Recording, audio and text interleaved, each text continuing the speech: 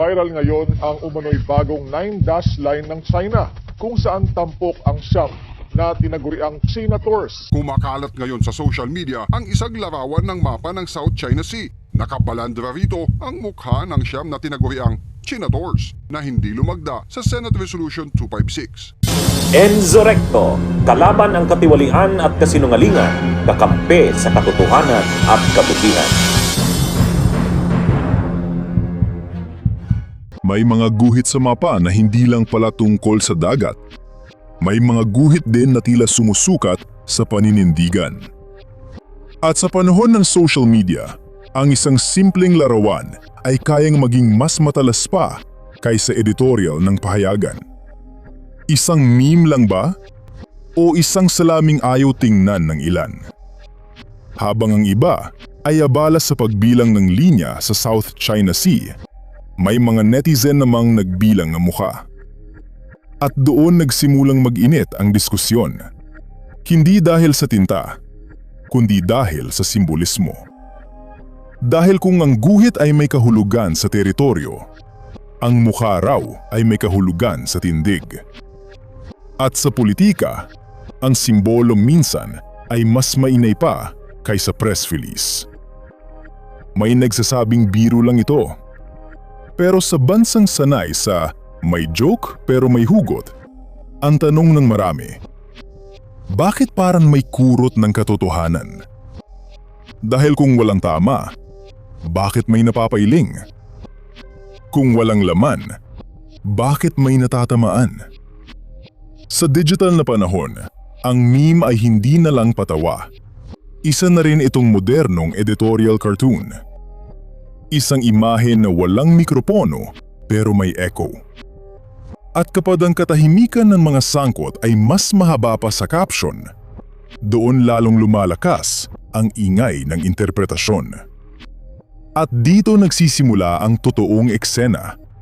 Hindi na lang ito usapin ng siyam na guhit sa dagat, kundi siyam na pangalang inilagay sa gitna ng diskurso. Coincidence man o komento ng publiko, isang bagay ang malinaw. Sa politika, hindi mo kailangang magsalita para mapasama sa kwento. Minsan, sapat na ang hindi pag-imik para ikaw ay maging pangunahing karakter. Sa social media, viral ang isang imahe na nagbikit ng siyam na muka sa siyam na guhit ng 9-dash line. Meme lang ba ito? O salamin ng hinala ng ilang netizens? Dahil sa politika, minsan ang meme ang nagiging editorial ng masa. Walang logo ng news outlet pero may mensaheng mas maingay pa sa headline. Ang siyam na senador na hindi lumagda sa Senate Resolution No. 256 ay biglang naging sentro ng diskusyon. At doon na nagsimula ang tanong na paulit-ulit na parang sirang plaka. Kaninong interes ba talaga ang inuuna? Dahil kung ang usapan ay pambansang paninindigan, bakit parang may echo na galing sa kabilang baybayin? May mga nagsasabing coincidence lang. May iba namang nagsasabing simbolismo raw ito. Pero sa mata ng publiko, ang simbolo minsan ay parang usok. Kung saan may usok, may nagtatakang naghahanap ng apoy. At habang tahimik ang mga tinutukoy, ang katahimikan ay nagiging interpretasyon. Sa panahon na yon, ang no comment ay parang loudspeaker na nakabukas. Ayon kay Senate President Tito Soto, pag-aaralan pa raw kung ano ang aksyon. As an institution po, ano po ang maaaring gawin ng Senado? Dahil sinasabi naman po na may freedom of expression. Yun na nga eh. Ano gagawin namin? Meron freedom of expression na tinatawag. Hindi ba tayo kung ano-ano yung nakikita sa atin? Pag-aaralan natin. Ako, as Senate President, pag-aaralan ko. Kung gano'n kung mayroong nagbe-bring up ng issue na bakit ginaganon yung senador. Tama naman. Dahil sa politika, ang pag-aaral minsan ay parang buffering icon. Umiikot pero hindi mo alam kung kailan maglo-load. Samantala, ang netizens, hindi nagbu-buffer. Diretsong opinyon agad. Dagdag pa ni Soto, kung sakaling nasasaktan ang mga senador na ginawa ng meme, Sila raw mismo ang dapat maghanap kung sino ang nasa likod nito. Sa madaling salita, kung may tinamaan, bahala na kayong mag-imbestiga. O dapat yung siyam ay pumalag. Di ba? Di hanapin nila kung sino yung nag-upload nun. Sino yung source, sino nag-upload, sino nag-invento.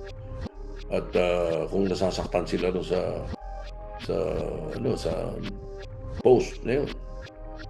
Samantala, tuloy pa rin sa Lunes ang regular na sesyon ng Senado kung saan muling tatalakayin ang Senate Resolution 256. Ayon kay Soto, dapat sanay naipasa na ito noong Miyerkules matapos ang interpellation ni Senate Minority Leader Alan Peter Cayetano. Ngunit nauwi raw sa wala ang plano dahil sa isang pumalyang kudeta sa Senado. Isang termino mas bagay yata sa pelikula kaysa sa plenaryo. At heto ang mas masakit na bahagi. Kapag ang kritisismo ay tinatawag na meme lang. Hindi ba't parang sinasabing biro lang din ang pagdududa ng taong bayan? Kung meme ito, bakit parang may halong manifesto? Kung simpleng larawan lang, bakit parang may bigat na parang editorial cartoon noong panahon ng diaryo? Sa huli, hindi naman mapa ang tunay na issue, kundi paninindigan. Dahil ang tanong na lumulutang ngayon ay hindi sino ang nasa guhit, kundi sino ang nasa tamang linya. Kapag ang interes ng bansa at interes ng iba ay tila nagkakapalit ng upuan, hindi ba't natural lang na magtanong ang publiko kung sino ang tunay na pinaglilingkuran? Sa politika, hindi lahat ng linya ay nakikita sa mapa. May mga linyang nakikita lang sa desisyon, sa boto, at sa pananahimik. At kung minsan, hindi mo kailangang tawaging traidor ang isang tao. Sapat ng tanungin kung nasaan siya tuwing kailangan pumili ng panig. Dahil sa dulo, ang kasaysayan ay parang kamera.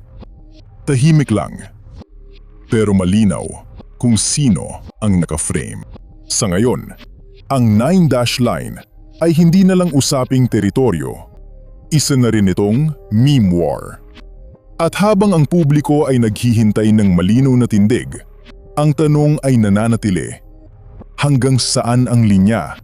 At sino talaga ang nasa loob nito? Sa politika, minsan hindi mo kailangang magsalita para mapansin. Sapat na ang katahimikan. Lalo na kapag naka-frame na sa mapa.